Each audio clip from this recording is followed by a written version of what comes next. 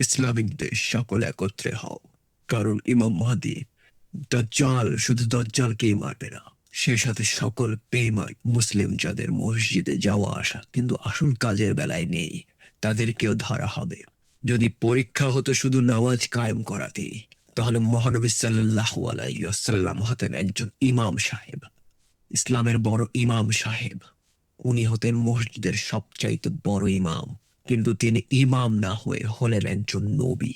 একজন নবী মানে কি জানেন? নায়কেরও বাপ, বিশ্বের সবচেয়ে বড় নায়ক।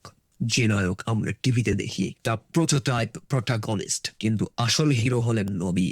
যে সত্যিকারের যুদ্ধে গিয়ে শয়তান আর কাফেরদের নস্যাৎ করে দিত, তাদের খারাপ চাল শয়তানের ধোঁকাকে মাটির নিচে পুঁতে দিত।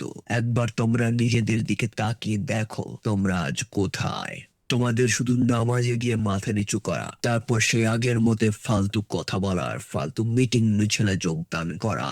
তোমাদের সময় এসেছে একত্র হবার। তোমরা সবাই একত্রে হও। সব মুসলিম দেশের প্রতি, মুসলিম জাতির প্রতি এই আহ্বান। অল্প কিছু সুখ বিসর্জন দিয়ে শান্তি ফিরিয়ে আনতে হবে। এখনো কি ঘুম থেকে জাগার সময় হয় নাই?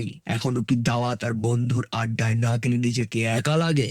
একই অভ্যাস চিরদিন চলে না। তাই সবাই জেগে ওঠো, নিজের দিকে চেয়ে দেখো। তোমার মতো ভালো কেউ নেই, কারণ আল্লাহ তোমার সাথে। যেখানে একা শক্তি পাচ্ছ না, সেখানে আল্লাহ তোমাকে তার চাদর দিয়ে ঘিরে ধরবেন। যেখানে সৃষ্টিকর্তা তোমার সাথে তার ফেরেশতা দিয়ে তোমাকে বাঁচাবেন। মুসলিম দেশগুলোকে নানান রকম চুক্তি দিয়ে তাদের বাগে আনতে চাইছে, বা আটকে রেখেছে, বা পায়ের নিচে পিষে ধরেছে। এই চুক্তি ভেঙে দিয়ে আল্লাহর রাস্তায় চুক্তি সই করো, তবেই হবে জয়। তা না হলে তোমরা পায়ের নিচে চাপা পড়বে, স্বয়ং আল্লাহ বাঁচাবেন না। ইমানের সাথে কিভাবে লড়াই করে যেতে হয় তা ইরানকে দেখে শেখো। আর সিয়া সুন্নি কোনো বড় কারণ নেই ভেদাভেদের। যে যার মতো ইচ্ছা আল্লাহ তাকে খুশি করুক, এটি তাদের ব্যাপার। তোমার কাজ হলো তুমি তাদের মতো একজন কিনা যে আল্লাহকে খুশি করতে সক্ষম হচ্ছ।